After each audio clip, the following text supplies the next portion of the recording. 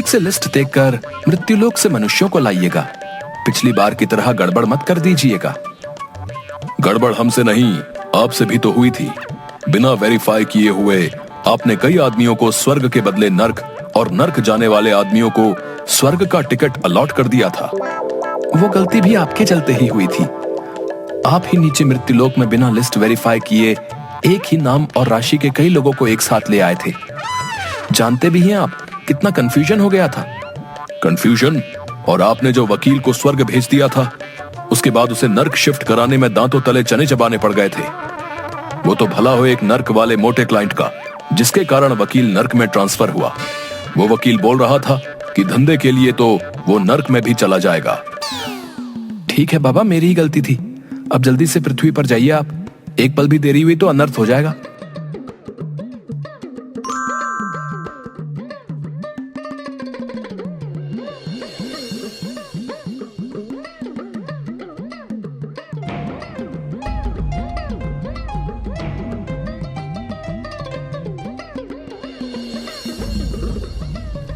बेटा महेश, ये कवि तो अभी कविता सुना रहा है, लेकिन इसकी अभी अकाल मृत्यु है।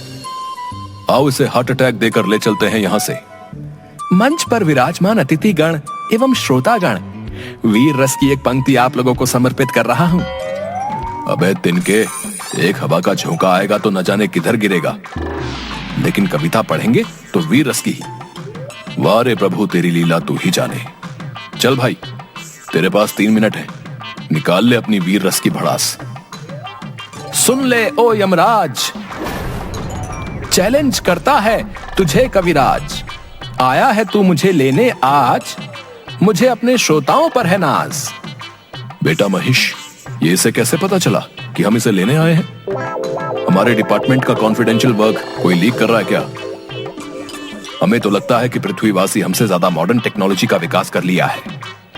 तुझे हो ना हो अपने भैंसे पर, लेकिन मुझे अपने कलम पर है नाज। अरे तू क्या आएगा बनकर मेरा काल, मैं खुद आ रहा हूं तुमसे मिलने। अब तू अपने आप को संभाल। मालिक, ये कवि तो आपको ही टारगेट कर रहा है। अच्छा तो ऐसी बात है, ये ले हार्ट अटैक और चल मेरे साथ। कवि मंच पर ही हार्ट अटैक के कारण लुढ़क जाता है। यमराज जी उसे लेकर बोरे में डालकर महेश पर लाद देते हैं और दूसरा टारगेट पूरा करने चल देते हैं। दूसरा टारगेट की ओर चलो बेटा महेश। मालिक, अभी तो कवि का जीवन 1.5 मिनट बाकी था। देखा नहीं, तिनके सा कवि मुझे ही चैलेंज कर रहा था। अब पड़ा है बोरे में। चित्रगुप्त जी से बोलकर इसे नर्क में भिजवाऊंगा, देखना तुम। जी मालिक, अगला टारगेट लाइफ इंश्योरेंस एजेंट का है। अच्छा, मेरा नाम ले लेकर लोगों को डरा धमका कर इसने बहुत संपत्ति बनाया है, लेकिन खुद कभी भी मेरी पूजा नहीं किया। ये तो बड़ा नमक हराम निकला मालिक। सेठ जी, आप निश्चिंत होकर रहिए। ये प्लान ऐसा है कि आपको यमराज भी नहीं कुछ कर पाएगा। हाँ बेटा महेश, ये मुझे समझ में नहीं आता कि ये लोग अपना उल्लू सीधा करने के लिए मेरा ही नाम क्यों लेते हैं। मालिक, इन्हीं लोगों ने आपको बदनाम कर रखा है। शायद इसी कारण आपकी पूजा मृत्युलोक पर नहीं होती। अच्छा, अभी इसे मजा चखाता हूँ। जीवन बीमा का प्लान बेचने वाले अपना बीमा तो करवा लेता। यमराज बीमा एजेंट को भी ब्रेन हैमरेज करवाकर अपने साथ ले लेते हैं। अगला नंबर एक डॉक्टर का रहता है। चलो अब कुछ पढ़े लिखे लोगों से मिला जाए। जी मालिक, चलिए इन्हें भी ले लेते हैं।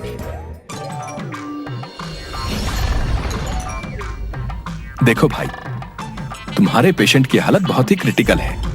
अगर 24 घंटे के अंदर ऑपरेशन नहीं हुआ तो यमराज ही इसका मालिक है। लेकिन इसको तो मामूली खांसी हो रहा है बस। डॉक्टर तुम हो या मैं? ये खांसी मामूली नहीं है। गले में फंगस, बैक्टीरिया दोनों ने एक साथ अटैक कर दिया है।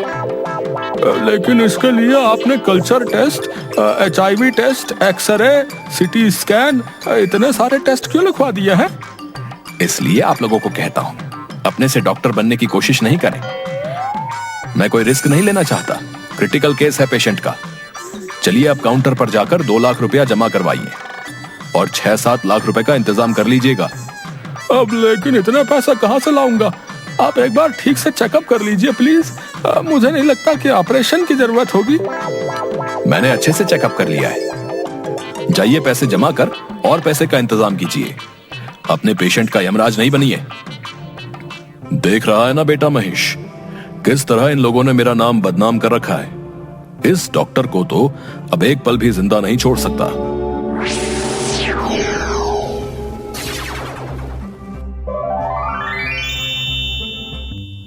अब थक गया हूं मालिक। लास्ट शमशान से तांत्रिक को लेकर हम यमलोक चल देंगे। इस मुर्दे को मैं आज यमराज से छीन कर लाऊंगा। बक्कड़ चक्कड़ चामुंडा, ये लाश अभी तू खड़ा हो जा। गिद्ध चील कौवा और बाज, खदेड़ा जाएगा यहां से यमराज। अच्छा बेटा, मुझसे तो अच्छे अच्छे तांत्रिक भागते हैं और तुम हम ही को खदेड़ रहे हो। चल बेटा महेश, तेरा आज का कोटा पूरा हुआ।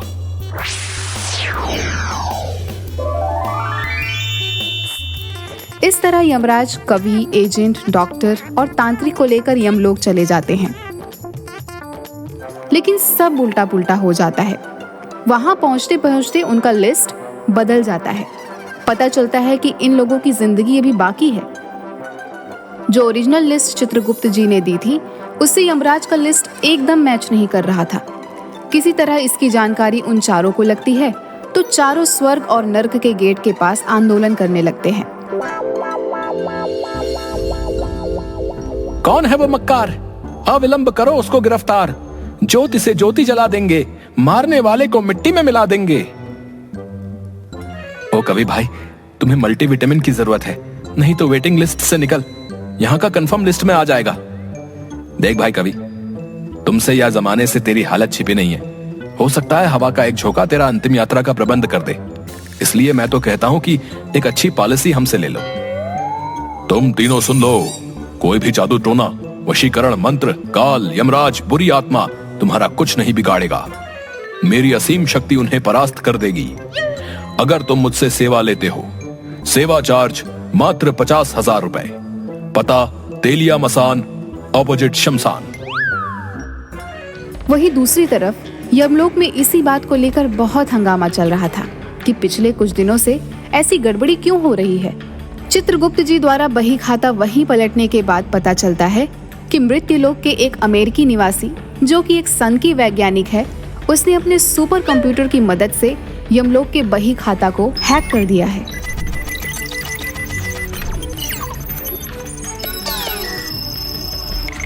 ओह, अब क्या होगा? देखता हूं क्या हो सकता है। इन चारों को यमलोक लाए कितनी देर हुई है? 3 मिनट। पहले बिना समय गवाए इन चारों को मृत्युलोक छोड़कर आइए। अगर किसी ने अंतिम संस्कार कर दिया तो अनर्थ हो जाएगा। यमराज तुरंत उन चारों को लेकर महेश पर लाद कर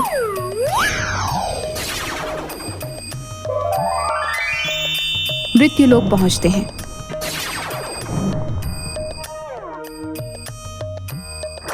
और उन सभी को उनके शरीर में वापस भेज देते हैं। उनके परिजन, जो उस समय रो रहे थे, विलाप कर रहे थे, उन्हें वह जिंदा पाकर बहुत खुश होते हैं। यमराज वापस यमलोक पहुंचकर सन की वैज्ञानिक यमलोक के बही खाते के साथ छेड़छाड़ किया है, इसलिए उस सन की वैज्ञानिक को दंड मिलना चाहिए। हम चाहें तो अभी के अभी उस सन की वैज्ञानिक और उसके टेक्नोलॉजी को नष्ट कर दें, लेकिन हमारा हाथ भी सिस्टम से बंधा है। उस सन की वैज्ञानिक को मजा चखाने के लिए आपको पृथ्वीलोक पर जाना होगा। यही ठीक रहेगा। मैं अभी ही अपने महेश को लेकर निकलता हूँ पृथ्वीलोक के लिए। रुकिए, ये नक्शा ले लीजिए ताकि उस वैज्ञानिक को खोजने में आसानी हो। उसका सारा बायोडेटा लिखा हुआ है इसमें। यमराज और महेश दोनों अपना अपना गेटअप चेंज कर लेते हैं। यमराज जी अपना नाम यम्मू और महेश अपना नाम भैंसू रख लेता है।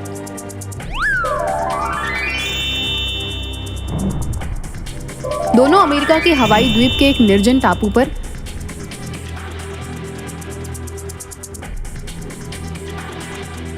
वैज्ञानिक को सबक सिखाने के लिए पहुंचते हैं। सिक्योरिटी से बच बचाकर दोनों वैज्ञानिक के लैब के पास पहुंचते हैं। तभी एक गार्ड उन्हें देख लेता है। यह कौन है वहां? अंदर कैसे आ गए? सिक्योरिटी, हाय भैया, कैसे हो? अरे अरे अरे भाई, तुम भी इंडियन हो का? हाँ भाई, हम हैं यम्मू और यह है महेश। वैसे तुम भारत में कहाँ से हो गार्ड भाई? अरे हम तो बिहार से हैं। वैसे तुम लोग कहाँ से हो भाई? ये तो गजब होई गवा, हम सब भी बिहार से हैं। अरे ला मर्दे, तनी खैनी खिला। बहुत दिन हो गईल आपन बिहारी खैनी खायल। अमेरिका में बिहारी जैसन खैनी कहाँ मिलेला? यहाँ के वर्जीनिया खैनी और सिगार में वो दम नहीं खे। ये बात तो 100% सही बोला रहा कि इहवा के खैनी में उहवा जैसन मजा ना बा। इला काल ही एगो चाचा से मंगाई ले बानी। इला हमार खैनी खा के देख, मर्दे खांटी बिहारी खैनी बा।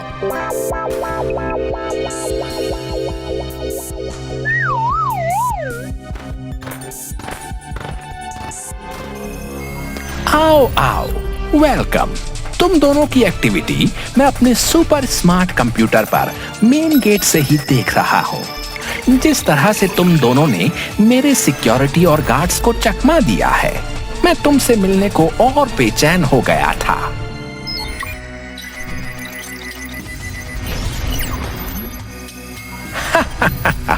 कैसा लगा मेरा स्वागत? अबे डागरा, हम आए हैं तुझे भेजने पागल खाना। ये ले तेरा पिंजरा। ओहो, इंटरेस्टिंग। ये ले, अब बच के दिखा। डागरा के हाथों में से एक रे निकलकर उन दोनों की ओर बढ़ती है, लेकिन पहले से तैयार यम्मू और भैंसू दोनों उस रे को अपने सुरक्षा कवच से बेकार कर देते हैं। कैसा रहा यमलोक का अंदाज? इसके बाद यम्मू बढ़कर सनकी वैज्ञानिक डागरा को पकड़ लेता है और उसके दिमाग में पीछे से 2 नस को दबा देता है। ये ले भटके हुए मनुष्य, तू अब अपने बचपन के मजे ले। अब वह वैज्ञानिक अपना सारा मेमोरी भूलकर बच्चों की तरह ट्रीट करने लगता है। अल्ले अंकल, आपकी मूत के साथ मुझे खेलना है। अल्ले बाबा, मैं तो बफेलो की सवारी करूंगा। उसके बाद यम्मू और भैंसू पूरे लैब को जला देते हैं।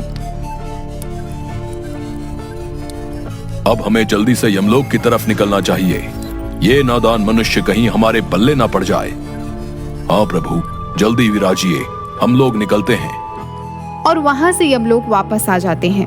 अब यमलोक का सारा सिस्टम पहले की तरह काम करने लगता है।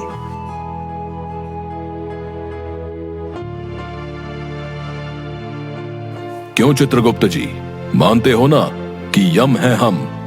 सब कुछ नॉर्मल करके सिस्टम सही कर दिया। जी प्रभु, तभी तो आप यमलोक के कर्ता धर्ता हो। आपकी जय हो।